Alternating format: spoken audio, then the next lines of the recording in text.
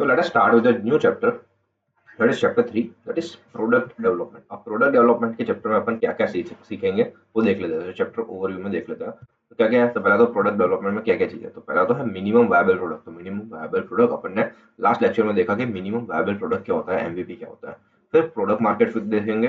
फिर MVP minimum viable product को product market fit की जर्नी क्या होती है. फिर है प्रोटोटाइपिंग एंड अजाइल डेवलपमेंट. और फिर आ जाता है critical success elements of product development.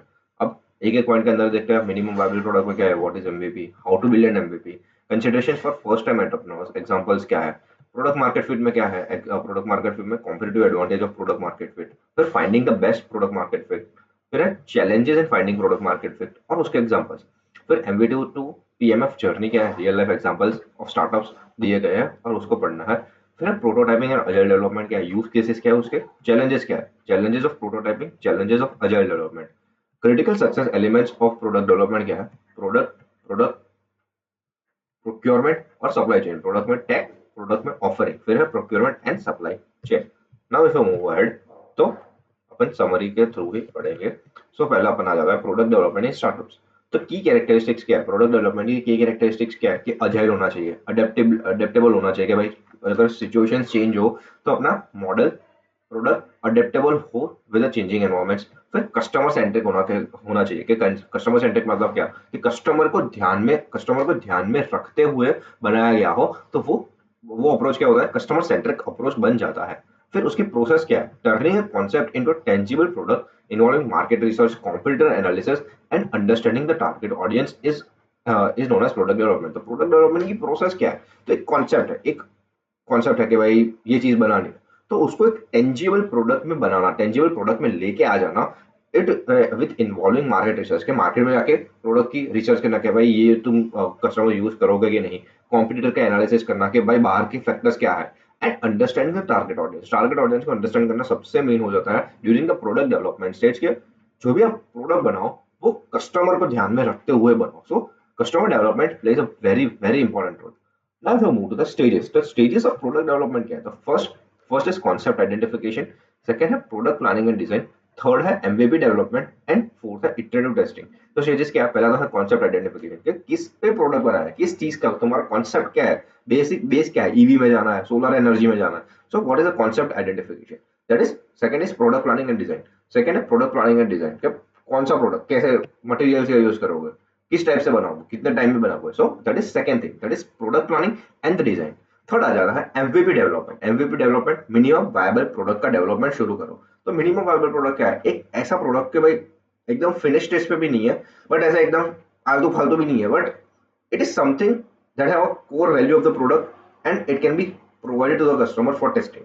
और फिर फोर्थ स्टेज है iterative testing and feedback. Testing करते रहो, बार बार टेस्टिंग करते रहो और कस्टमर्स का फीडबैक ले आ करो कि भाई क्या है स्टेज, फीडबैक ले आ करो कि आपको कैसा लग रहा है और क्या डेवलपमेंट कर सकते हैं और क्या नया कर सकते हैं. So it is iterative testing and feedback. Now if you move to the challenges of product development, तो क्या है, रिसोर्स कंस्ट्रेंट्स. एक स्टार्टअप है तो स्टार्टअप में हमेशा कोई ना कोई रिसोर्स कंस्ट्रेंट तो होता ही है. सो रिसोर्स कंस्ट्रेंट एक मेजर चीज हो जाती है कि भाई आप ऑप्टिमम यूटिलाइजेशन ऑफ रिसोर्सेज करो. सो रिसोर्स कंस्ट्रेंट होता है. फिर prioritisation of the features. Prioritisation of the features तो मैंने जैसे बोला मिनिमम वायबल प्रोडक्ट क्या होता है कि एक ऐसा प्रोडक्ट जिसमें एसेंशियल फीचर्स है, फालतू के सब फीचर्स नहीं है कि मार्केटिंग गिमिक्स के लिए वो सब फीचर्स नहीं है, बट जो मेन कोर कॉम्पिटेंसी है उस प्रोडक्ट की तो वो फीचर्स है. So prioritization of features and market trends को जानना बहुत जरूरी है क्योंकि कई टाइम पे कुछ चीजें चलती है, कुछ टाइम पे कुछ चीजें नहीं चलती. सो मार्केट ट्रेंड्स क्या है वो जानो. Now, if you move to the goal of the product development, तो goal क्या है, सिंपल है, deliver a product that meets the customer expectations and differentiates in a competitive market. तो एक ऐसा प्रोडक्ट बनाना है. गोल क्या है प्रोडक्ट डेवलपमेंट का, गोल क्या है कि एक ऐसा प्रोडक्ट बनाना है जो कस्टमर एक्सपेक्टेशंस को फुलफिल करे और अपने प्रोडक्ट को मार्केट में जितने भी प्रोडक्ट है उससे डिफरेंशिएट करके रख दे. तो that is the ultimate goal of product development process. Now we will move the MVP, minimum viable product. Minimum viable product definition अपन ने बात की. तो a scaled down version of a product used to test ideas with a minimal resource before full scale development. तो एक ऐसा product जिसको test करने के लिए है विद मिनिमल रिसोर्स, काम के जितने ये रिसोर्स है वही है, बट वही है जितने काम के है उतना ही है जिसे टेस्ट कर सके आइडियाज को. पर्पस क्या है? To validate the product assumptions, gather the feedback and iterate based on the market responses.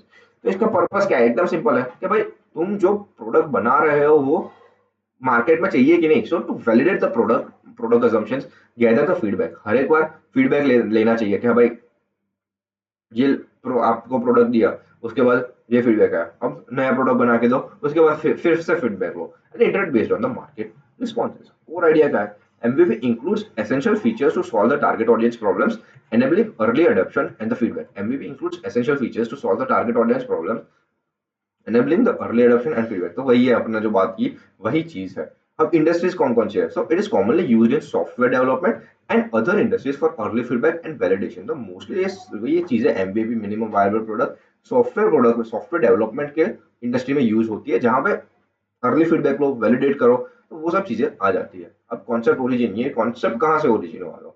It was popularised by Eric Ries through lean startup methodology. Now how to build an MVP, minimum viable product को बनाना कैसे? So how to build an minimum viable product. तो पहला तो है identify the core value proposition, second create a prototype, third gather feedback and fourth iterate and improve. तो वही चीज है, अपन ने देखा ये पूरे सब्जेक्ट में वही चीज है, जो चीज है उसको एक्सपांड करते रहेंगे, बोलते रहेंगे, बार बार वही चीजें आती रहेंगी। तो ठीक है, पढ़ लेंगे। Identify the core value proposition, define the problem the product addresses and identify the key features providing the value to the user. जो आपने बात की, ये की फीचर कौन सी है, उसके ऊपर ही प्रोडक्ट बनाओ।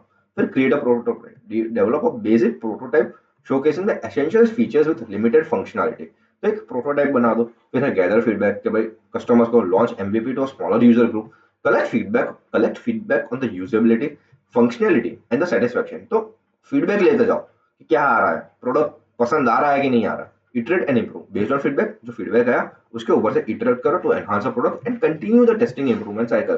तो बनाते रहो और डेवलप करते रहो प्रोडक्ट को।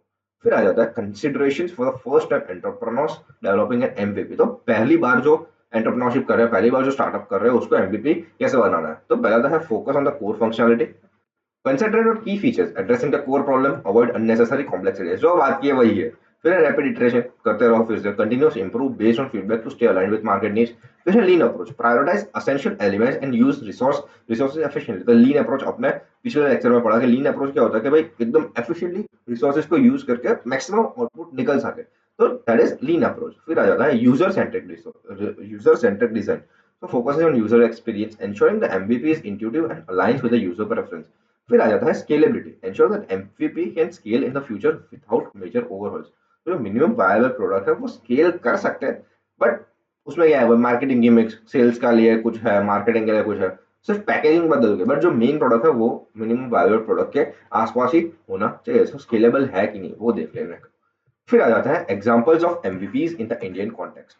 तो पहला था है cure fit, online fitness and personalised workout routines. Evolution expanded to include nutrition planning, mental wellness and offline fitness centres.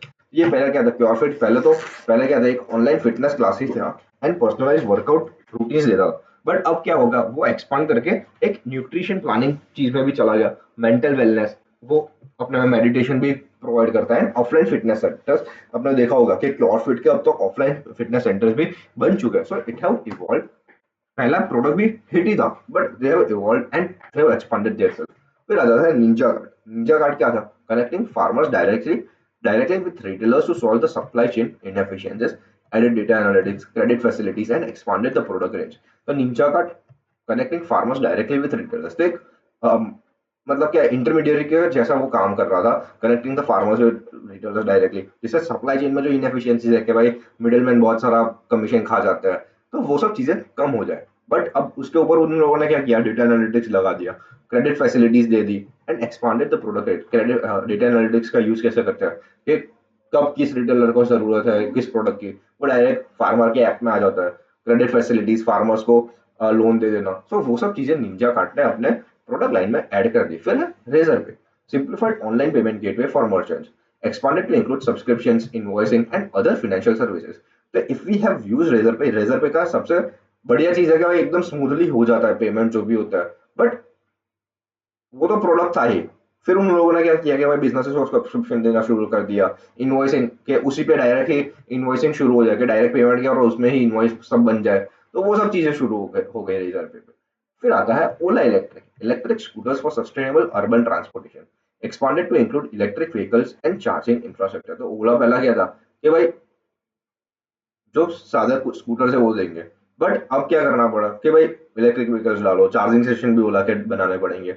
और अन अकेडमी क्या करता, live classes and tutorials for competitive exams, iterated with features like recorded lectures, doubt resolution and diverse course offerings. तो वही है कि भाई पहला product क्या था, इवॉल्व कैसे हुआ। So that was it, product development, minimum viable product की बात अपन ने खत्म की। Now will move to topic 3.2, that is product market fit. अब प्रोडक्ट मार्केट फिट क्या होता है? So definition, product market fit occurs when a product satisfies a real market need and resonates with the target audience, leading to adoption and customer satisfaction। तो product market fit क्या है कि भाई जो product अपन ने बनाया वो रियल मार्केट में कोई नीड्स की रेजोनेट, वो नीड की जरूरत है और वो नीड सेटिस्फाई कर रहा है कि नहीं। सो that is product development, product market fit, sorry product market fit क्या है कि भाई जो भी प्रोडक्ट बनाया वो मार्केट के लिए रेडी है कि नहीं, that is product market fit. Now key indicators of product market fit क्या है? Rapid user adoption, positive customer feedbacks, strong retention rates, growing demand with minimal marketing, customers advocating for the product.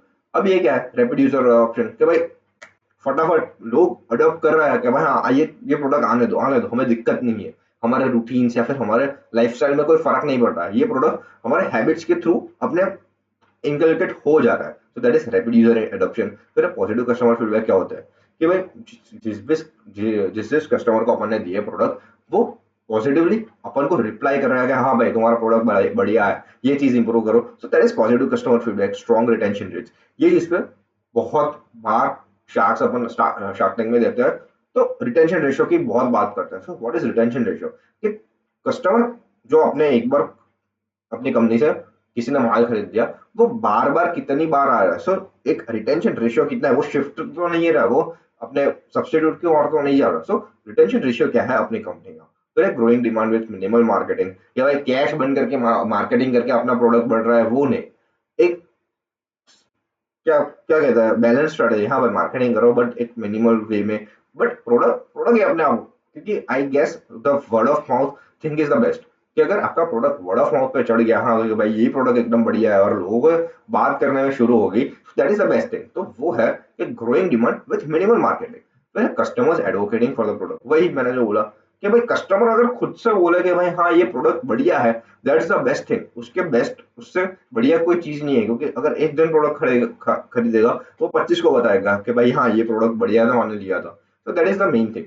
फिर relevance for product market fit for startup. तो इसमें क्या हो जाता है, relevance क्या है प्रोडक्ट मार्केट फिट की? तो it increases the valuation and the investor confidence, demonstrates reduce investment risk and boost the startup valuation. अगर कोई प्रोडक्ट मार्केट फिट कर ले, टेस्ट हो गया, तो वो इन्वेस्टर का एक कॉन्फिडेंस बढ़ाता है, हाँ भाई मेरे पैसे मैं डाल रहा हूँ इसमें, करोड़ों रुपए डाल रहा हूँ, लैक्स ऑफ रुपीज डाल रहा हूँ, तो वो सेफ रहेंगे और वो ग्रो ही करेंगे। फिर reduce marketing cost, organic growth and word of mouth reduce the need for aggressive marketing efforts, making the business model more cost effective. जो मैंने बात की तो भाई वर्ड ऑफ माउथ से किया तो सबसे बेस्ट है। फिर है foundation for sustainable growth, PMF ensures a strong foundation for growth, reducing the risk of premature scaling and resource depletion। तो एक सस्टेनेबल ग्रोथ के और बढ़ते हैं कि भाई हाँ अंधाधुन पैसा डाल के एकदम ग्रोथ के लिए नहीं दौड़ते, बट अगर प्रोडक्ट मार्केट फिट कर लिया है तो वो एक सस्टेनेबल ग्रोथ की और ही बढ़ता है, जो प्रोडक्ट होता है, जो बिजनेसेस होता है वो। फिर आ जाता है कॉम्पिटिटिव एडवांटेज ऑफ पीएमएफ। तो पहला था customer acquisition and retention. PMF enhances customer satisfaction, loyalty and repeat business, making it easier to acquire and retain the customers। अगर आपका प्रोडक्ट मार्केट के लिए एकदम प्रॉपरली फिट है, वो मार्केट में बैठ जा रहा है एकदम ढंग ढंग के तरीके से, तो it enhances the customer satisfaction. क्या भाई हाँ मजा आ गया, ये प्रोडक्ट यूज किया मजा आ गया। फिर लॉयल्टी, लॉयल्टी तो अपन को पता ही है, एक ही ब्रांड का प्रोडक्ट बार बार यूज करते रहो। If we see the biscuit market, तो बिस्किट में डार्क फैंटेसी के अलावा repeat customers I don't think सब शिफ्ट करते होंगे, बट एक डार्क फैंटेसी एक ऐसी ब्रांड है जो सो जिसमें सब आते रहते हैं, वो एक लॉयल्टी है that biscuit brand have made. Parle G है, रिपीट बिजनेस कितना है, making it easier to acquire and retain the customers. फिर आ जाता है brand recognition. Successful PMF leads to better brand recognition, establishing the product as reliable and high quality in the market. अगर आपका product market fit और आपका क्या बोलता है ब्रांडिंग अगर बढ़िया है ना, तो भाई लोग पहचानते हैं हाँ भाई अगर ब्रांडिंग बढ़िया है तो उसके प्रोडक्ट अच्छा हो ना हो, बट वो लोग एक बार ले लेते हैं। बट अगर ब्रांडिंग भी अच्छी है और प्रोडक्ट भी अच्छा है ना, तो भाई वो रिटेंशन आता रहेगा, कस्टमर्स आता है, फिर से आता है, बार बार आता है। फिर है innovation and differentiation. Innovation and differentiation की बात करता है, PMF allows for innovation based on validated customer feedback, helping differentiate the product in a competitive market। अब ये क्या है कि आपने कस्टमर फीडबैक लेते रहे इनोवेटिव इसमें उसको सॉल्व करने का सॉल्यूशंस ढूंढते रहे, so that helps in being competitive in the market. फिर आ जाता है market leadership. Achieving PMF position the company to become a market leader, setting the industry standard। Achieving product market fit position the company to become a market leader, setting the industry standard। तो ये तो ठीक है भाई, कोई अगर नई industry में जा रहा है और आपका प्रोडक्ट एकदम मार्केट के लिए फिट हो गया है तो भाई आप एज अ लीडर काम करते हो इस इंडस्ट्री में। सो that is how it work. फिर आ जाता है strategic decision making. Strategic decision making क्या है? PMF enables informed decisions, helping the startup focus resources on areas that matter and enhancing the operational efficiency। तो वही है कि रिसोर्सेज कम है तो रिसोर्सेज उस जगह पे लगाने होंगे जहां पे एफिशिएंटली उसको यूज कर सके। सो दैट इज इट कि इन्फॉर्म डिसीजन लो कि भाई कहाँ कहाँ ऐसे रिसोर्सेज लगाए जहां पे हमको बेनिफिट हो ओवर लॉन्ग टर्म पीरियड। फिर है strategies to find product market fit.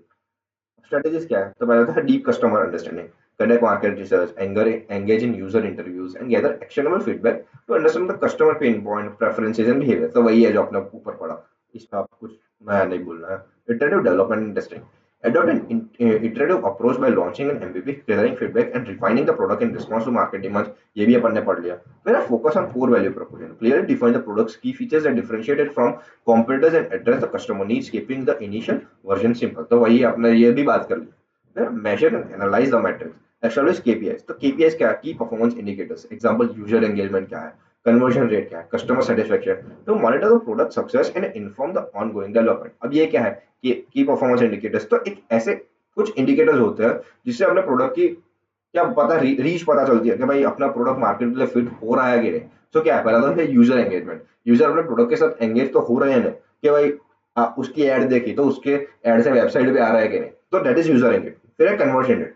एक बार वेबसाइट पे आ गए तो वेबसाइट के थ्रू वो परचेस कर रहे हैं कि नहीं, प्रोडक्ट ले रहे हैं कि नहीं, सो दैट इज कन्वर्जन रेट। और लास्ट में आ जाता है कस्टमर सेटिस्फेक्शन, कि भाई आप फीडबैक लो, रिव्यू लो, तो अगर उसमें आपको दिख रहा है कि भाई कस्टमर सेटिस्फाई हो रहा है तो that is a good very best thing that can be provided। So this was it, measure and analyze the metrics।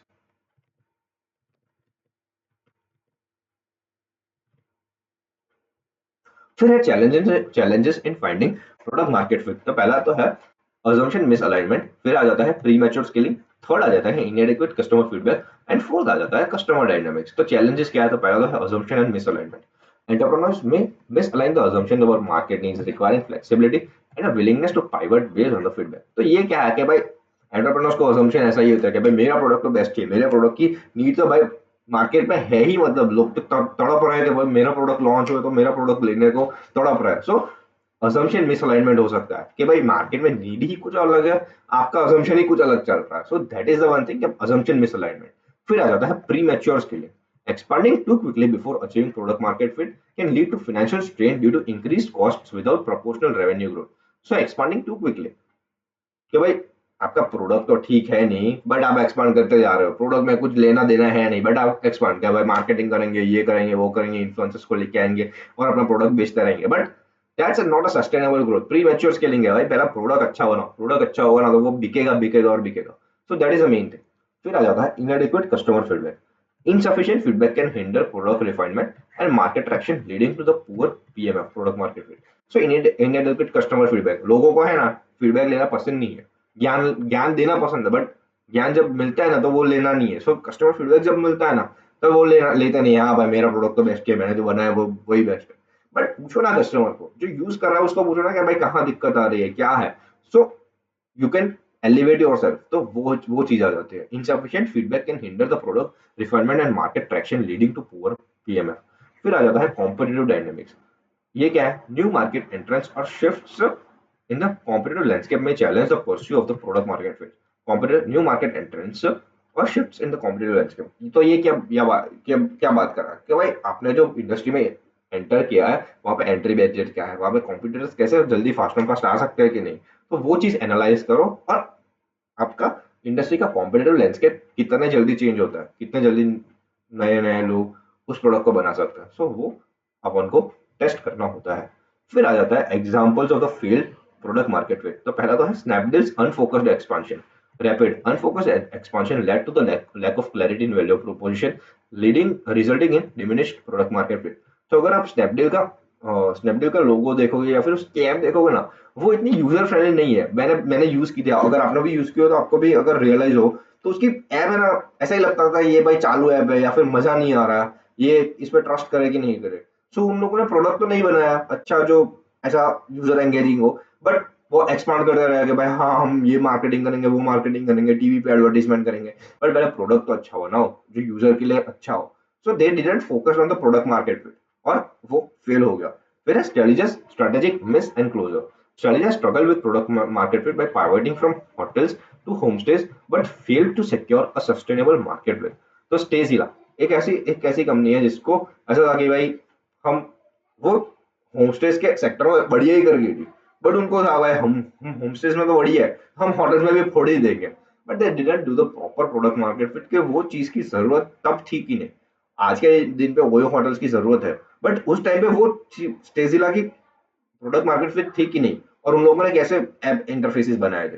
So that wasn't that shows के भाई फील्ड पीएमएफ हो गया था कि प्रोडक्ट मार्केट फिट प्रॉपर नहीं था उस चीज में। फिर आ जाता है गूगल क्लास। तो despite innovation Google Glass failed due to privacy concerns, high price and limited practical use cases leading to its discontinuation.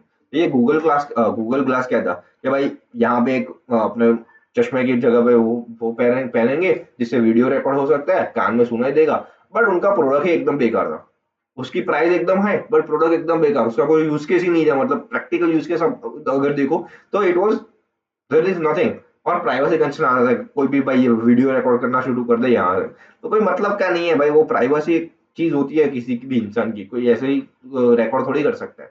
So that was not required in the market, वो प्रोडक्ट की requirement ही नहीं थी market में, but they launch, तो वो fail हो गया Google glass.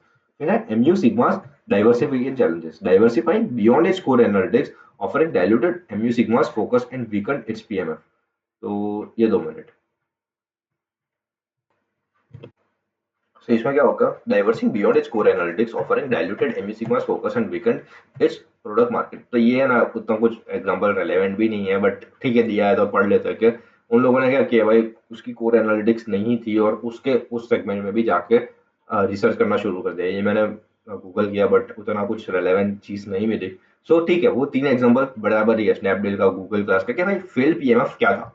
Now example of successful PMF. तो पहला तो है भारत पे। तो भारत पे क्या था भाई, उसने पेटीएम को देखा, पेटीएम की सक्सेस देखी, उसने तुरंत से वो मॉडल कॉपी किया। So simplified digital payments for small business using QR code systems, gaining rapid adoption and growth. तो उन लोगों ने क्या किया भाई, दिल्ली के कनॉट प्लेस मार्केट्स में जा जाके फटाफट क्यूआर कोड्स लगाना शुरू कर दिया। फिर है Udaan, streamlined supply chain processes of small medium businesses, leading to widespread adoption in the बी2बी ई कॉमर्स मार्केट। तो उड़ान अब बहुत सारे लोग यूज करते हैं for this supply chain processes, और वो मेनली बिग मार्केट्स को नहीं भाई, बिग बिग कैप कंपनी या फिर जो बड़ी कंपनी है उसको नहीं, स्मॉल बिजनेसेस मीडियम बिजनेसेस है उसको टारगेट किया, और उसमें बहुत ज्यादा ग्रोथ हासिल किया इन द बी2बी ई कॉमर्स सेक्टर। फिर आ जाता है मीशो। मीशो तो भाई क्या भाई, लोग पागल हो जाते हैं मीशो में, पता नहीं क्या क्या मंगवाते रहते हैं, प्रोडक्ट्स की क्वालिटी तो रद्दी ही होती है बट फिर भी मंगवाते रहते हैं, पता नहीं क्यों। So empowered individuals particularly women to start online businesses with minimal investment, leading to rapid growth and success in the social commerce. तो ऐसा एकदम हाई क्वालिटी प्रोडक्ट नहीं होगा, बट प्रोडक्ट जो होगा वो सस्ता होगा, अफोर्डेबल होगा और लोगों को पसंद आएगा। So they target mainly tier 2 tier 3 city, जहाँ पे लोग बहुत ज्यादा पैसा खर्चने को तैयार नहीं है, बट उनको प्रोडक्ट्स भी अच्छे चाहिए जो ऑनलाइन शॉपिंग करनी है। So that's where Meesho came and tested their product, और वो प्रोडक्ट मार्केट फिट पे फिट हो गया। तो दैट वाज इट। 3.2 अपने प्रोडक्ट मार्केट फिट के लिए सब बातें कर ली। Now will move to journey from MVP, minimum viable product, to achieving the product market fit, to achieving the PMF. तो पीएमएफ कैसे अचीव करेंगे, अब अपन देख लेते हैं कि यहाँ से कि भाई सबने अपने कंप्लीट किया ना, मिनिमम वायबल प्रोडक्ट कंप्लीट किया, फिर अपना आ जाता है कहाँ पे पहुंचे, प्रोडक्ट मार्केट फिट भी अपन ने पढ़ लिया, ये सब चीजें अपन ने सब वहां से देख लिया, अपने मॉड्यूल से ही पढ़ रहा है, मॉड्यूल की समरी मैंने बनाई है, मॉड्यूल के ही पॉइंट्स है, वहां पे कुछ ऐसा नया नया कुछ नहीं है, जो है मॉड्यूल का ही है, बट जस्ट शॉर्ट में है, थोड़ा सॉर्टेड वे में है कि भाई फटाफट कंप्लीट हो, क्योंकि इसमें अगर घुसोगे तो बहुत ज्यादा घुस जाओगे, अगर ऊपर ऊपर से करोगे it would be a beneficial thing. फिर है journey from a minimum viable product to achieving the product market fit. Now आ जाता है हाइपोथेटिकल केस स्टडीज। अब ये इसमें ना यहाँ से ही पढ़ लेते हैं ना। हाइपोथेसिस का case study to understand journey from MVP to PMF. तो पहला तो है yarana.io नर्चरिंग स्टूडेंट कोलैबोरेशन। तो ये क्या है? Two students, Sia and Samir, enrolled in a university. Background है तो पहला तो है two students, Sia and Samir, enrolled in a university, recognize the need for a digital platform that would enhance collaboration and communication among students across various departments. They envisioned a tool that could facilitate project discussions, resource sharing, and event coordination, ultimately fostering a sense of community within the student body. तो ये क्या है कि भाई दो लड़के और लड़कियां आई, कॉलेज में आए, उन लोगों को लगा भाई हमें कोलैबोरेट करना है, हम सब ऐसे प्रोजेक्ट प्रोजेक्ट डिस्कशन एक ही प्लेटफॉर्म पे कर सकते हैं। तो उन लोगों ने क्या किया कि भाई कम्युनिटी बनाने के लिए एक ऐप बनाया। सो एमवीपी डेवलपमेंट क्या है? yarana.io बीटा बीटा वर्जन का ईयर 1 में। So Ria and Summit started by creating a basic MVP called yarana.io beta. The initial features included discussion forums, a resource repository, and event listings. They rolled out the MVP to a small group of students within the university and collected valuable feedback through surveys and direct interactions. The MVP's simplicity allowed for quick iterations based on the user input. Top challenges क्या हुआ? Limited initial user engagement, identify the need of features such as real-time messaging and product collaboration tools. तो ये चीज की उन लोगों को need उसमें नजर आई। अगर अपन यहाँ पे देखें वही है। फिर iterative development, introduce real-time messaging, collaborative spaces, and a personalized dashboard. Platform was rolled out to wider audience. तो इसमें challenges क्या है? Technical releases and the need for better onboarding to enhance user adoption. तो ये चीजें अपने को वहां पे आ गई। So technical releases identify the need for better onboarding process. तो सक्सेस क्या है? Improved user engagement and expanded user base. अब थर्ड है यूजर सेंट्रिक रिफाइनमेंट। तो ईयर 3 में क्या किया? Launch yarana.io 2.0 with workshops on onboarding and gamification to incentivise participation. तो वही है कि भाई एक एक स्टेप के बाद वो लोग इंप्रूव करते रहे। So to address technical issues and improve user onboarding, Riya and Sameer launch yarana.io 2.0. They concluded workshops to guide students on using the platforms effectively. Additionally, they introduced gamification. Gamification एक बहुत जरूरी चीज हो गई है आज के अपने ऐप में, है ना। गेमिफिकेशन के थ्रू इंटरेस्टिंग बनाओ अपने ऐप को कि भाई हाँ भाई तुम इस लेवल पे पहुंचोगे तो तुमको इतने रिवॉर्ड पॉइंट्स बनेंगे। So it involves gamification. The improvements led to increase user satisfaction with more students actively participating in discussions and collaborating the project. अब सक्सेस क्या? Improve the user engagement and satisfaction, and second है enhance the platform usability. फिर आ जाते हैं fourth point, achieving the product market fit year 4। Yarana.io continued to evolve based on the user feedback. Ria and Samir collaborated with student groups to organize events to the platform, further integrating it into the student community. As the platform became an integral part of student life, it achieved the product market fit. Yarana.io successfully addressed the need for collaborative space, contributing to the improved student interactions and project outcomes. तो इसके successes क्या है? High user retention and participation, recognition as an essential tool within the student community. तो एक essential tool बन गया within the whole student community. Yarana.io's journey from an MVP to achieving the full product market fit exemplifies the iterative process of a product development. Ria and Samir's commitment to user feedback, continuous improvement, and a student-centric approach played a crucial role to the success of the classroom project. Yarana.io became not just a digital platform but a community hub, highlighting the importance of understanding and addressing the unique needs of the user community. तो ये सब चीजें बात होती रहती है इसमें। फिर अपना आ जाता है real life case study, one from MVP to PMF. अब यह है डंजो इन इंडिया। डंजो एक वही ऐप है कि भाई क्या क्या चीजें थी। सो पहला तो है phase 1, minimum viable product, launch a platform offering a task based assistance, grocery shopping, item pickup और ड्रॉप वाया चैट इंटरफेस। तो चैट इंटरफेस के थ्रू यहाँ पे बात की गई। तो यहाँ से पूरा ही पढ़ लेता, चलो बढ़िया बढ़िया स्टोरीज ही है।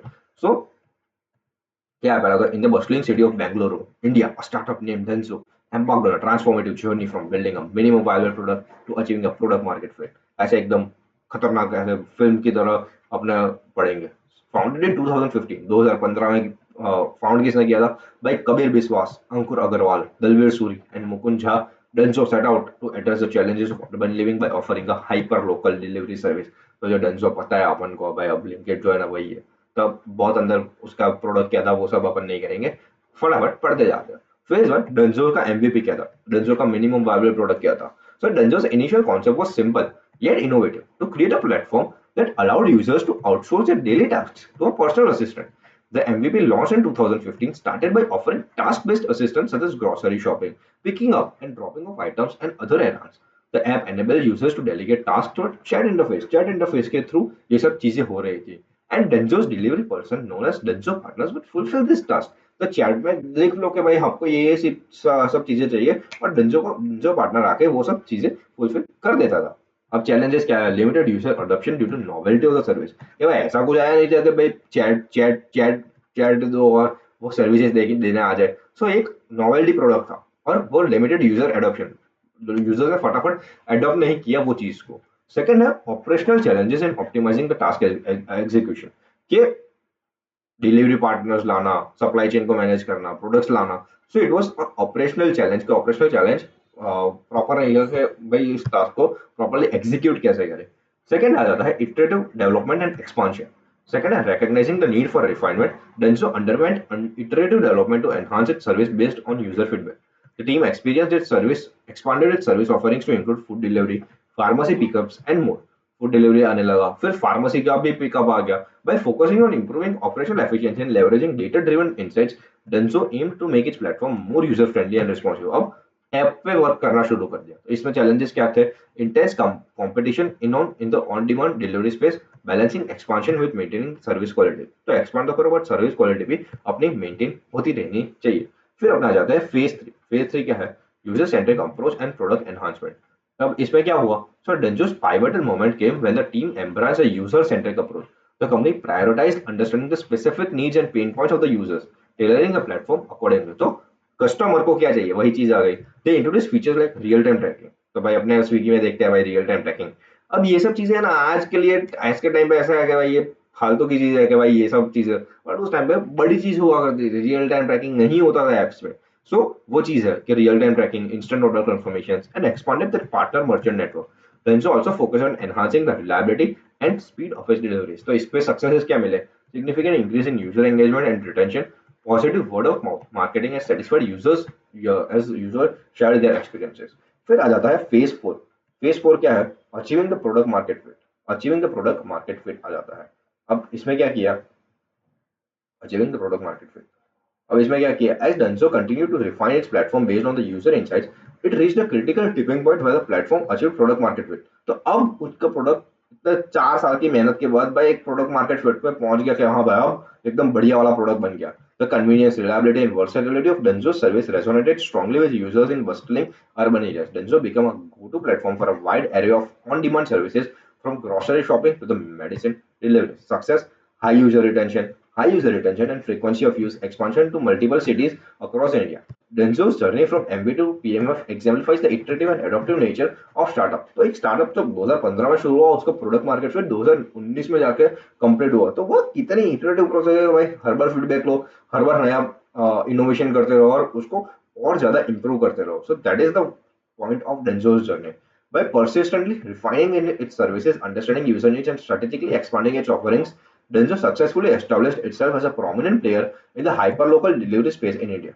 The company's commitment to continuous improvement and user satisfaction has not only led to its own success, but also contributed to the evolution of the on-demand delivery industry in the Indian market. Denso's story serves as an inspiring example of how a startup can navigate challenges, learn from the user interactions, and ultimately achieve a strong product market fit. तो एक पूरा process था कि भाई कहाँ से शुरू किया डेंजो ने और कहाँ पे आके खत्म किया। सो it was a very nice process कि भाई एक मिनिमम वायबल प्रोडक्ट 2015 में बनाया और 2019 में उसका प्रोडक्ट मार्केट फिट एकदम प्रॉपर से जाके बना।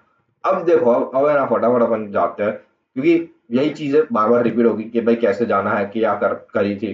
तो अब उतना देखो, ये शायद इतना एग्जांपल्स में पूछे, एग्जाम में यहाँ पूछे, so we will go through fastly. अब रेजर है, तो रेजर पे ने खुद का एमवीपी क्या था? Create a payment gateway solution for small business, simplifying the online transaction. तो चैलेंजेस क्या थे? लिमिटेड मार्केट अवेयरनेस थी, और टेक्निकल ग्लिचेस। पहले तो टेक्निकल ग्लिचेस आते ही थे कि भाई एकदम फटाफट पहला प्रोडक्ट था तो टेक्निकल ग्लिचेस तो आना ही है। And integration challenges. तो इसकी सक्सेस क्या थी इस स्टेप की? कि define the value proposition for small business, के स्मॉल बिजनेस के लिए ऐसा ऑनलाइन पेमेंट गेटवे आ रहा है। So it was a very good thing कि भाई एक स्मॉल बिजनेस के लिए ये चीज बढ़िया हो गई थी।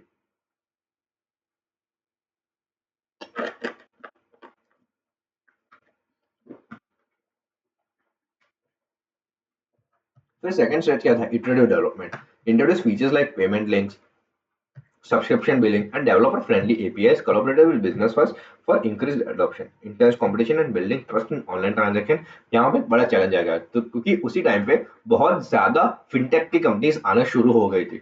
So they introduce features like payment links के भाई लिंक भेज दो और उसके ऊपर पेमेंट कर दो. तो वो सब चीजें आना शुरू हो गई. तो it expanded the offerings, improved the product features. फिर थर्ड है यूजर सेंट्रिक एनहांसमेंट. तो added fraud prevention, advanced analytics and services like digital wallets and UPI to cater to a diverse business. तो उसमें सब चीजें भी दूसरी दूसरी चीजें भी आने लगी. फ्रॉड प्रिवेंशन आएगा, फिर एडवांस एनालिटिक्स का एडवांस वर्जन आ गया, सर्विसेज लाइक डिजिटल वॉलेट्स आ गया. तो एंड यूपीआई. तो surge in merchant adoption and establishment as a trusted name in the fintech. फिर आ जाता है वो phase for achieving a product market fit. 2019 से present establish itself as a market leader in online transactions, offering a suite of service to startups, enterprises and financial institutions. तो high user retention, recognition as a leader in fitness. तो ये सब चीजें आ जाती है achieving product market fit में. फिर आ जाता है स्विगी का क्या. तो उसका मिनिमम वायबल प्रोडक्ट क्या है? Launch of food delivery service with a focus on local restaurant partnerships and quick reliable deliveries. तो उसमें पहला तो था लिमिटेड रेस्टोरेंट पार्टनरशिप थे, लॉजिस्टिकल कॉम्प्लेक्सिटीज आ रहे थे कि भाई लोगों को कैसे मैनेज करें, इतने सारे लोगों को ऑर्डर आ रहे हैं. तो introduce the concept of reliable and quick delivery. तो सक्सेस वो थी.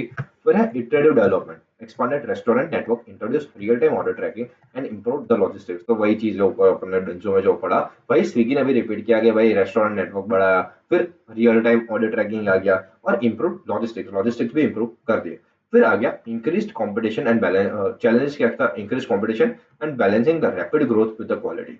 इसकी सक्सेस क्या है? Expanded the service offerings, created the brand awareness.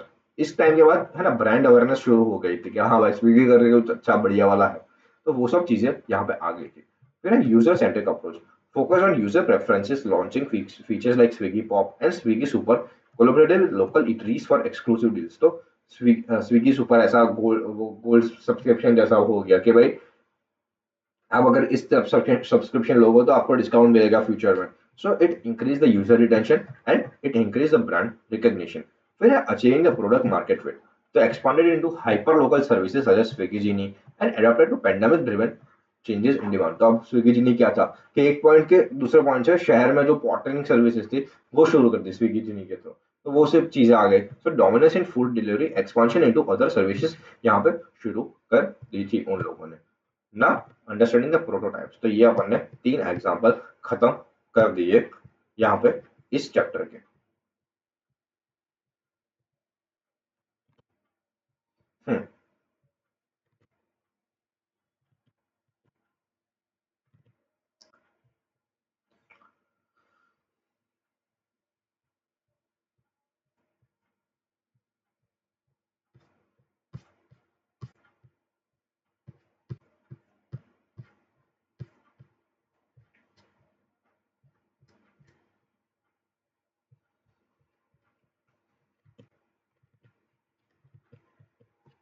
चलो now we will move to the next topic, that is understanding the prototypes in tech startups. तो prototypes का importance क्या है? सो पहले तो डेफिनेशन ऑफ प्रोटोटाइप. प्रोटोटाइप क्या होता है? सो प्रिलिमिनरी मॉडल और version of a product created with limited functionality to showcase key features and give a glimpse of the user experience. तो वही है प्रोटोटाइप. अपने मिनिमम वायबल प्रोडक्ट है वही प्रोटोटाइप जैसा बन जाता है. फिर उसका रोल क्या है स्टार्टअप्स में? तो serves to validate the ideas, provide visual and interactive blueprint and offer the early feedback before investing in full scale development. तो इसका रोल क्या है? प्रोटोटाइप का क्या रोल है? तो it serves to validate the ideas कि भाई आपने अगर प्रोटोटाइप बनाया है तो आपका आइडिया जो है वो एक टेंजिबल प्रोडक्ट में बन के आ गया है. And it provides a visual and interactive blueprint and offers early feedback before investing in full scale development. Now if you look for the reasons for the prototype. तो रीजंस फॉर द प्रोटोटाइप अपन ने ऊपर पढ़ा वही है. तो पहला था validation of ideas, helps assess the feasibility and market acceptance of the startup ideas. Second है effective communication, enables clear communication of vision to team members, investors and potential users. तो एक इफेक्टिव कम्युनिकेशन का वे बन जाता है prototyping. फिर है user feedback, helps gather valuable feedback early in the development process to ensure the final product meets the user expectation. फिर आ जाता है cost and time efficiency, identifies and addresses issues early, saving substantial development cost and time. तो cost and time की एक efficiency बनाना पड़ता है. So it identifies and addresses the issues very early and saving substantial development cost in the time. तो उससे बहुत ज्यादा कॉस्ट और टाइम भी बच सकता है. एग्जाम्पल क्या है? टास्क मैनेजमेंट है. एग्जाम्पल टास्क मैनेजमेंट है. A startup creates a prototype to validate the app's concept before investing in full development. Gathering insights into user preferences and challenges. Use in funding. Startups often use prototypes to showcase their ideas to investors, helping convey key features. तो अपन ने shark tank में देखा है कि prototype के बिना तो भाई क्या ही आप शार्क टैंक में आके क्या करोगे। तो वो प्रोटोटाइप प्रोडक्ट तो होना ही चाहिए, उसके बेसिस पे ही आपको फंडिंग मिलेगी। अगर आप नोटेबल प्रोडक्ट एग्जांपल्स देखोगे तो फर्स्ट है iPhone. Apple explored numerous prototypes before finalising the iPhone design starting in 2004 and releasing it in 2007।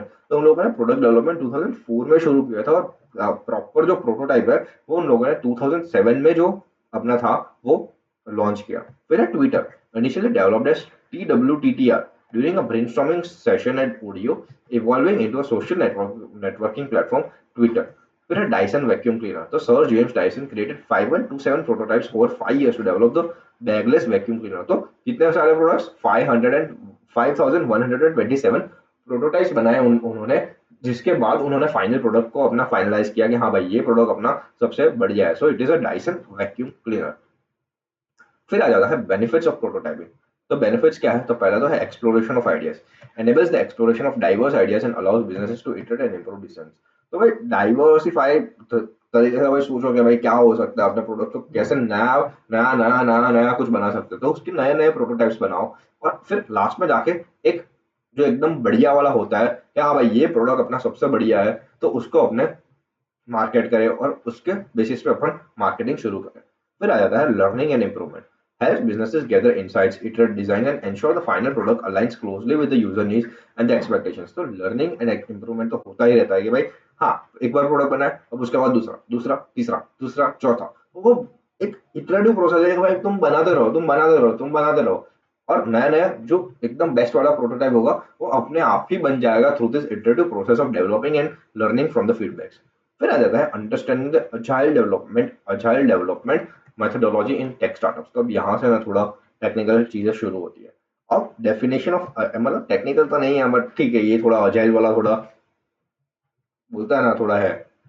Definition of agile methodology: a project management and product development approach focuses on flexibility, collaboration, and responsiveness to change। तो तीन चीजें, flexibility, flexible होना चाहिए, एक product development process है जो flexible होना चाहिए, जिसमें कोलैबोरेशन होना चाहिए और जिसमें जो चेंजेस है उसके तरफ फटाफट से अपन रिस्पॉन्ड कर सकते हैं। सो फ्लेक्सिबल होना चाहिए, कोलैबोरेशन होना चाहिए एंड रिस्पॉन्सिवनेस टू चेंज होना चाहिए। It emphasis the iterative progress, continuous feedback and adaptive planning. तो that is agile development, agile methodology की एक ऐसी प्रोजेक्ट मैनेजमेंट टेक्निक है जिस जो फ्लेक्सिबल है, जो फ्लेक्सिबल भी है, जिसमें कोलैबोरेशन के टूल्स भी है और रिस्पॉन्सिवनेस टू चेंज भी आ जाता है। सो एडॉप्शन इन स्टार्टअप्स क्या है, originally for startup develop software development, Agile has been widely adopted in tech startups to enhance innovation, streamline the process and accelerate time to the market। ठीक है, अब core features of Agile क्या है, flexibility, collaboration and responsiveness to change. अपन ने जो बात की कौन सी तीन चीज, flexibility, collaboration and responsiveness to change. तो फ्लेक्सिबिलिटी क्या है,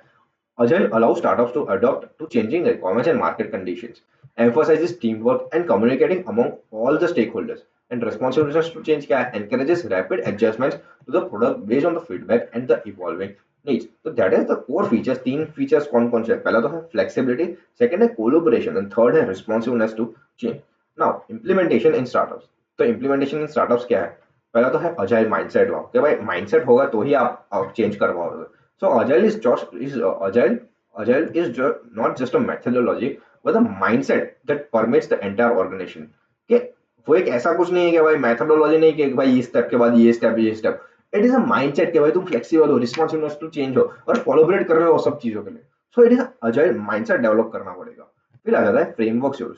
तो फ्रेमवर्क्स कौन कौन से यूज हो रहे हैं, तो startups often use frameworks like scrum and kanban to implement the agile practices. तो kanban तो अपन kanban कार्ड अपने एससीएमपी में आता है, सेट बी में जो अपन ने पढ़ा ही होगा। सो kanban कार्ड पर स्क्रम एक नया फ्रेमवर्क है।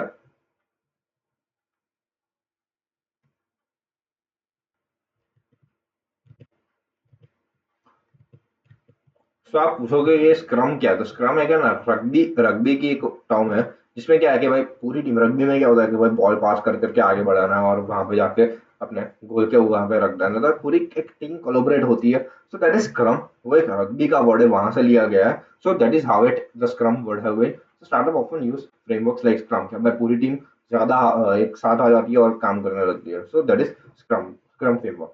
There are daily stand-up meetings, regular meetings where teams discuss progress, roadblocks and plans. तो daily stand-up meeting करते रहो. फिर backlog grooming and sprint reviews, regular sessions to organize tasks and review completed work to ensure the continuous progress. तो ये तो वही है कि भाई रिव्यू करते रहो, जो भी काम आ रहा है, जो भी काम हो रहा है, उसको प्रॉपरली रिव्यू करते रहो और आगे बढ़ते रहो. तो वो चीज अपने आ जाती है. फिर आ जाता है benefits of agile. Benefits of agile क्या है? तो पहला तो है innovation. Promotes continuous innovation by allowing quick adjustments based on the market feedback. Second, a faster time to market. Startups can quickly release MVPs and validate the ideas with minimal resources. Fifth, third, have focus on high value features. Agile allows startups to prioritize and develop features that provide the most value to the users. तो benefits of agile क्या है? तो पहला तो innovation होती ही रहती है. So promotes continuous innovation by allowing quick adjustments based on market feedback. Second, have faster time to market. So startups can quickly release MVPs and validate the ideas with minimal resources. Or third, have focus on the high value features. Agile allows startups to prioritize and develop features that provide the most value to the users. फिर आ जाता है challenges with agile. Challenges with agile क्या है? तो पहला तो है adhering to the principle. Second है कम्युनिकेशन एंड थर्ड है बैलेंसिंग फ्लेक्सिबिलिटी एंड प्लानिंग. तो पहला तो है adhering to the principles, communication and balancing flexibility and planning. तो क्या है? Adhering to principle. Startups must maintain discipline in following agile principles. Communication, clear communication होना चाहिए within the teams is essential for successful agile implementation. Balancing flexibility and planning. Balancing short-term flexibility with long-term planning is challenging but necessary for the successes. Agile's role in success enables startups to thrive in a constantly changing environment by responding quickly to market demand and the user feedback. तो वही है, agile कुछ नहीं है कि भाई quickly change हो रहा है कि नहीं, तो वो सब चीजें अपने यहाँ पे आ जाती है. फिर हमने आ जाता है summary of prototyping and agile development methodology in tech startups. पहला था prototyping plus agile integration. Prototyping serves as the foundation of the initial concept validation and agile development methodology iterates on this prototype continuously improving the product based on the feedback. तो वही है prototyping क्या है? ये जो base product बना रहे हैं वो प्रोटोटाइप है, बट उसके ऊपर जो भी अपन ने डेवलपमेंट कर रहे हैं उसके बेसिस पे जो भी अपन रिफाइनमेंट्स कर रहे हैं फीडबैक के थ्रू, तो वो अपना अजाइल इंटीग्रेशन आ जाता है. तो healthcare app. Agile sprints adjust features like real-time communication and medication tracking based on the feedback from the healthcare providers and the patients. तो ई लर्निंग प्लेटफॉर्म में क्या एग्जांपल है? तो features like gamification and collaborative tools. तो अपन ने जो बोला base product तो अपना तैयार था, बट उसके बेसिस पे अपने रिफाइनमेंट क्या किया, उसको प्रोडक्ट को और यूजर फ्रेंडली कैसे बनाए. तो features like gamification and collaborative tools are added based on the student and educator feedback through agile sprints. फिर आ जाता है स्मार्ट होम डिवाइसेस. तो iterative prototyping and agile development ensures a user-friendly and intuitive smart home device by refining the interface and integrating functions on real life feedback. तो smart home का क्या था कि भाई user friendly smart home devices जो है उसको refine करते रहो और आईओटी डिवाइसेस एकदम प्रॉपर आज के डेट पे बन चुके हैं. फिर आ जाता है collaborative workspace tool. Agile allows rapid adjustment to features like video conferencing and task tracking based on feedback from remote teams, evolving into a vital tool for the team productivity. Now we will move to the use cases of prototyping and agile development methodology. So पहला तो है definition of use case.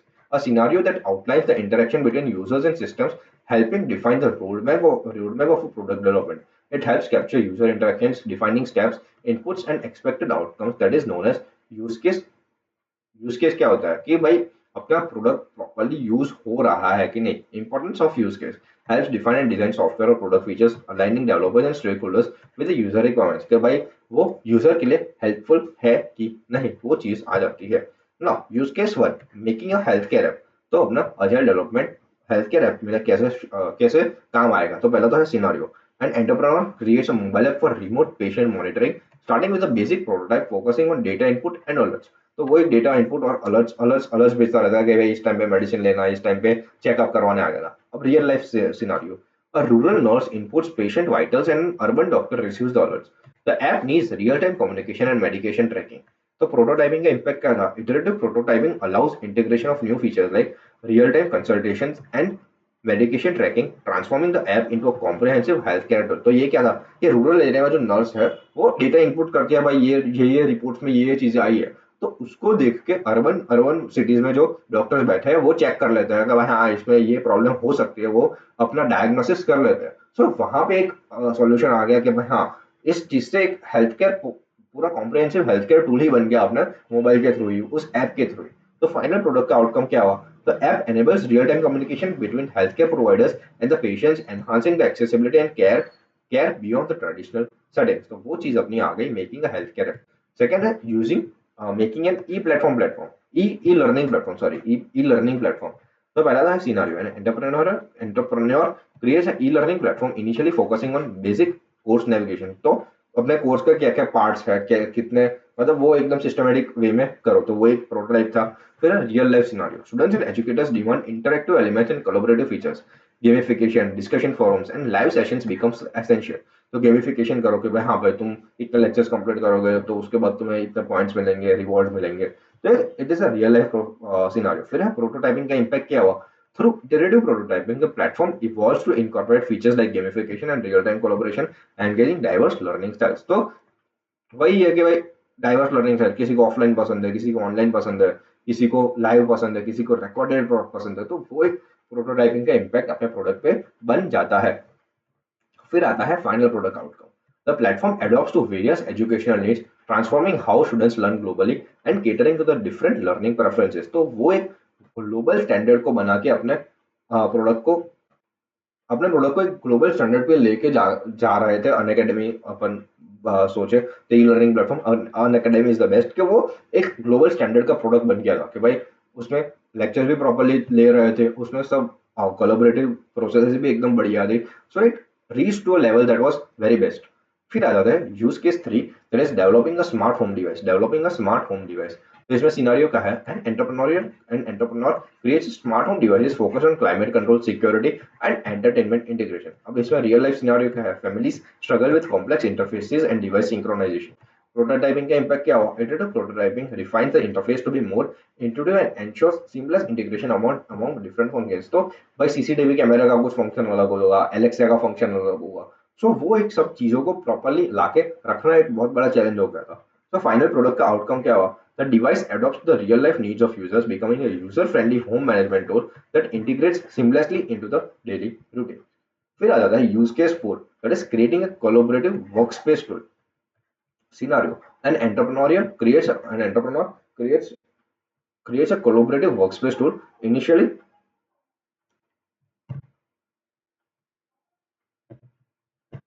initially focusing on the file sharing and basic communication. Real life scenario का है remote teams struggle with daily communication and project management. अब prototyping का impact क्या है? Iterative prototyping introduces features like video conferencing, task tracking and real time collaborative document editing, improving team communication and productivity. अब इसका final product का outcome क्या हो गया? The tool becomes an indispensable resource for the remote teams, addressing communication and project management challenges, enhancing the productivity.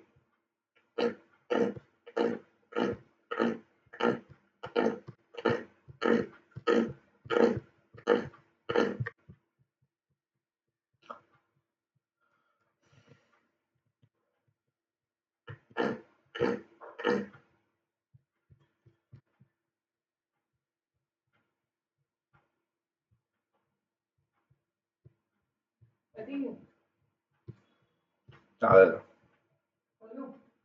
बोल रहे होगा, जाओ जाओ।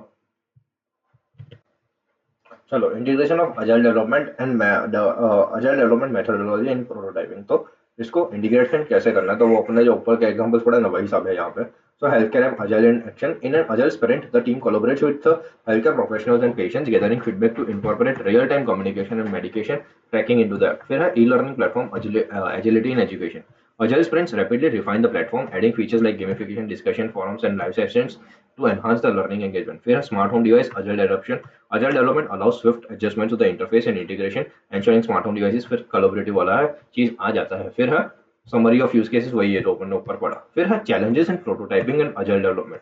तो पहला है प्रोटोटाइपिंग के क्या क्या चैलेंजेस है। तो challenges faced during prototyping involves unclear requirements, scope creep, limited user involvement, over emphasis on aesthetics and resistance to the change. तो वो चीजें अपने प्रोटोटाइपिंग के चैलेंजेस में आ जाती है। फिर आता है agile development challenges. Challenges in agile includes adopting to agile culture, managing changing priorities, maintaining consistent quality, balancing flexibility with structure and effective collaboration. Now, challenges in prototyping क्या है? तो पहला तो है unclear requirements. Prototyping relies on clear defined requirements. If these are unclear, prototypes may fail to meet the expectations, requiring the rework. अब real world के scenarios क्या है? Developing a software prototype without clearly defined user needs, missing critical features later. फिर है scope creep. Scope creep क्या होता है? Prototypes evolved based on feedback but without control Project goals may expand, leading to increased time, cost, and reduced visibility. Stakeholders suggest adding extra features, causing the prototype to diverge from the original concept. तो scope creep क्या होता है कि भाई जिसने जो बनाया, investor जाके उनको बोलते हैं भाई ये चेंज कर दो, ये फीचर बदल दो, तो स्टेक होल्डर्स ऐसा बोलते हैं कि ये सब चीजें बदलना शुरू कर दो। तो दैट इज अ स्कोप क्रिप कि भाई तुम जिस स्कोप के लिए काम कर रहे हो तो उसमें आके दखल अंदाजी करना वो आ जाता है। फिर आ जाता है limited user involvement. Prototyping depends on active user feedback. Lack of involvement can result in prototypes not aligning with user needs. तो वो तो हो ही सकता है कि भाई अपने यूजर नीड्स ही properly involved ना हो। फिर है users are too busy to provide feedback, leading to a prototype that doesn't match the real life needs। फिर आ जाता है over emphasis on aesthetics। Focusing too much on the visual appeal without considering core functionalities can result in a prototype that looks good but lacks the substance। तो over emphasis on aesthetics के भाई product में कुछ लेना देना नहीं है but aesthetically बहुत साउंडिंग है, बहुत गुड है, तो वो सब चीज आ जाती है। So a sleek web application prototype that lacks essential backend functionalities leading to a disjointed user experience. तो भाई ऐसे वेबसाइट एकदम खतरनाक है बट अगर काम उनके साथ काम करने जाओ तो भाई कुछ लेना देना नहीं है, कुछ काम का नहीं है भाई, एकदम फालतू चीजें करते रहते हैं, तो वो सब चीजें आ जाती है। फिर resistance to change. Transitioning to prototyping can face resistance from teams accustomed to traditional development methods, hindering the process. A team accustomed to the waterfall model resists adopting an iterative prototyping process due to concerns over the uncertainties। फिर आ जाता है challenges in agile development। अब challenges क्या है? तो पहला तो है adapting to the agile culture एक challenge है। फिर managing the changing priorities, maintaining consistent quality। फिर आ जाता है balancing flexibility and structure। फिर आ जाता है effective collaboration and communication। Now, adapting to agile culture, shifting to an agile environment requires a cultural change। Teams and stakeholders may resist the collaborative, flexible nature of agile। अब real world scenario क्या है? Team members resist agile's emphasis on collaboration, hindering the effectiveness of the methodology। फिर आ जाता है managing the changing priorities। Agile embraces changing requirements, but frequently shifting priorities can disrupt the workflows, making it difficult to deliver on time। A product owner changes priorities often based on the market trends, leading to the constant adjustments and the details। फिर आ जाता है maintaining the consistent quality। Rapid development cycles can compromise the quality of the product. Quality of product भाई एकदम फटाफट change करते रहता है तो भाई क्वालिटी डिटेरियोरेट होती है। As a focus on speed may limit the testing and validation. तो tight sprint deadlines cause insufficient testing leading to the release of a product with bugs और इश्यूज। तो अगर क्वालिटी कंसिस्टेंट रखनी है तो एक फटाफट प्रॉपरली टाइम दो उसको और उसको डेवलप होने दो। ऐसे एकदम फटाफट डेडलाइंस दे दो कि भाई ये इतने टाइम में खत्म होना ही चाहिए तो भाई उसमें बग्स और इश्यूज रह जाएंगे। फिर आ जाता है balancing flexibility and structure. Too much flexibility can lead to lack of control while too much structure can stifle innovation। A balance must be maintained for agile to succeed। A team frequently changes project goals mid sprint without clear direction, leading to confusion and unmet milestones। फिर आ जाता है effective collaboration and communication. तो agile depends on seamless collaboration and communication among the teams, stakeholders and customers. Poor communication can hinder the progress. तो इसका solution क्या है? Distributed team faces communication challenges due to time zone differences, slowing down the development process. तो भाई proper effective collaboration करना सीखो कि भाई उससे अपना अजाइल डेवलपमेंट प्रोटोटाइपिंग एकदम से सही से कंप्लीट हुए। फिर आ जाता है समरी ऑफ चैलेंजेस। तो पहला तो है प्रोटोटाइपिंग के क्या चैलेंजेस है और अजाइल डेवलपमेंट के क्या है। प्रोटोटाइपिंग में अनक्लियर रिक्वायरमेंट्स, स्कोप क्रिप अपने सब पढ़ा ही है, limited user involvement, over emphasis on aesthetics आ जाता है, रेजिस्टेंस टू चेंज। अजाइल में क्या है? Adapting to the agile culture problem होता है, managing the changing priorities, maintain the consistent quality. फिर है बैलेंसिंग फ्लेक्सिबिलिटी एंड स्ट्रक्चर और लास्ट में effective collaboration and communication. So this was the end of the part 1 of the chapter 3 product development.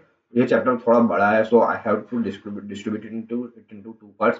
तो अब इसका second part अपन कल करेंगे और नेक्स्ट वीडियो में करेंगे। सो भी जो भी हो so will do it in the next video. So that was it.